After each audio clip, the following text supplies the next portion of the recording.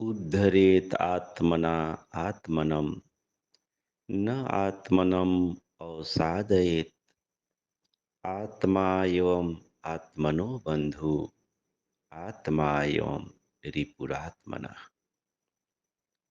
भगवान श्री कृष्ण कहते हैं कि तुम्हारा उद्धार करने वाला कोई दूसरी शक्ति नहीं, बल्कि तुम्हारे भीतर स्थित तुम्हारी आत्मा है। इस आत्मा को जो जान लेता है, तो यह आत्मा ही उसके लिए मित्र के समान हो जाती है। और जो इस आत्मा को नहीं जानता, तो यह आत्मा ही उसके लिए शत्रु के समान है, उसके दुख का कारण है। इतने स्पष्ट शब्दों में भगवान श्री कृष्ण समझा रहे हैं कि तुम्हारा उद्धार करने वाला कोई और नहीं, बल्कि तुम्हारे भीतर स्थित तुम्हारी आत्मा है। इतना सुनने के बाद भी अगर किसी व्यक्ति के मन में ये भ्रम रहे कि मेरा उद्धार कोई दूसरा व्यक्ति कर दे, तो ऐसा व्यक्ति पूरे जीवन अंधकार में पड़ा रह जाएगा और वह अपने दुखों से कभी मुक्ति को प्राप्त नहीं कर सकता है। जिन महापुरुषों को सत्य का अनुभव हुआ, सत्य का बोध हुआ, उन सारे महापुरुषों ने बड़े ही स्पष्ट रूप में, बड़े ही स्पष्ट शब्दों में सामान्य व्यक्ति को बताने का प्रयास किया कि तुम्हारा उद्धार करने वाला कोई और नहीं, बल्कि तुम ही हो। अज्ञान के कारण मनुष्य अपने बंधनों में बंधता है। होश जगाकर उन्हीं बंधनों को खोलना होता है। जब तक मनुष्य के मन में यह अज्ञान बना रहता है कि कोई दूसरी शक्ति हमें दुखों से मुक्त कर दे, कोई दूसरी शक्ति हमारी सारी समस्याओं से मुक्त कर दे, तो वैसा व्यक्ति भ्रम में पड़ा रहता है और दुखी रहता है। अगर प्यास हमें लगी है, तो पानी हमें ही पीना पड़ेगा। कोई दूसरा व्यक्ति पानी पिए, उससे हमारी प्यास कैसे मिट सकती है? हाँ, पानी लाकर कोई दे सकता है, लेकिन पीने का सारा श्रम तो हमें ही करना होगा। अगर भूख हमें लगी है, तो कोई भोजन लाकर दे सकता है, भोजन हमें ही ग्रहण करना पड़ेगा। भूखे हम हों और कोई दूसरा व्यक्ति भोजन करे, उससे हमें तृप्ति नहीं मिल सकती है। अगर हम रोगी हों और औषधि कोई और खा ले, उससे हमारा रोग कभी नहीं मिट सकता। किसी को हमारे ऊपर मैत्री जगेगी, करुणा आएगा, तो औषधि लाकर दे सकता है, वह इतना ही कर सकता है, लेकिन औषधि तो हमें ही ग्रहण करना पड़ेगा।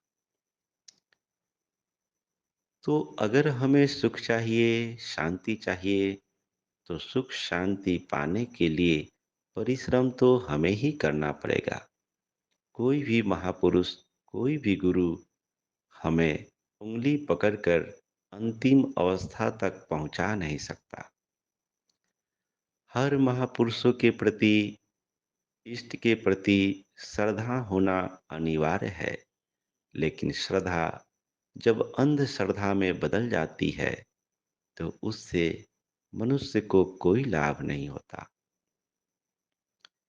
किसी व्यक्ति के मन में यह भ्रम पैदा हो जाए कि मैं तो गुरु की आराधना करूंगा, उनकी पूजा करूंगा, उनकी आरती उतारूंगा और वे ही मुझे तार देंगे, वही वे ही मुझे सारे दुखों से मुक्त कर देंगे, मेरे सारे जीवन की बीमारी, सारी परेशानी को खत्म कर देंगे।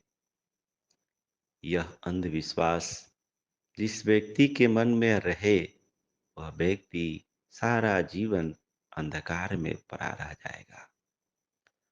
और जो गुरु इस तरह की बातें कह रहा है कि तुम मेरी शरण में आ जाओ और मैं ही सारे तुम दुखों से तुम्हें मुक्त कर दूंगा, वह आपको अंधेरे में रख रहा है। ऐसे गुरुओं से मुक्त होना चाहिए। भगवान कृष्ण, शिव, बुद्ध, हर महापुरुषों ने हर व्यक्तियों को मार्ग दिखाया कि ये मार्ग है, इस मार्ग पर चलकर तुम अपने सारे दुखों से मुक्त हो सकते हो। वेद में ऋषियों ने कहा है, मन एवं मनुष्याणाम कारण बंधन मोक्षो। मनुष्य का मन ही बंधन और मोक्ष का कारण है। जो व्यक्ति अपने मन को निर्मल कर लेता है, अपने ही परिश्रम, अपने ही पुरुषार्थ से वह मुक्त हो जाता है। जिस व्यक्ति को होश नहीं है, वह अपने मन को निर्मल नहीं कर पाता है, वह अपने ही द्वारा बंधन में बंधा हुआ है। तो हम ही कारण हैं अपने दुख का और हम ही कारण होते हैं अपने सुख का। भगवान श्री कृष्ण स्पष्ट रूप में इसी बातों को कह रहे हैं कि तुम्हें उद्धार करने वाला कोई और नहीं, बल्कि तुम्हारे भीतर स्थित तुम्हारी आत्मा है और उसी को जानो, क्योंकि वही तुम्हारा कल्याण कर सकती है। इतने स्पष्ट शब्दों में बताने के बाद भी अगर कोई भगवान की वाणी को अपने जीवन में धारण न करे, तो ऐसा अबोध व्यक्ति दया का पात्र है, करुणा का पात्र है। उसे होश में आना चाहिए। अपने होश को जगाएं, स्वयं को जानें, स्वयं को पहचानें और अपना कल्याण करें। आप सबका मंगल हो, सबका कल्याण हो, सबका भला हो, सबकी स्वस्ति हो, सबकी मुक्ति हो, चहु ओर सुख हो, चहु ओर शांति हो।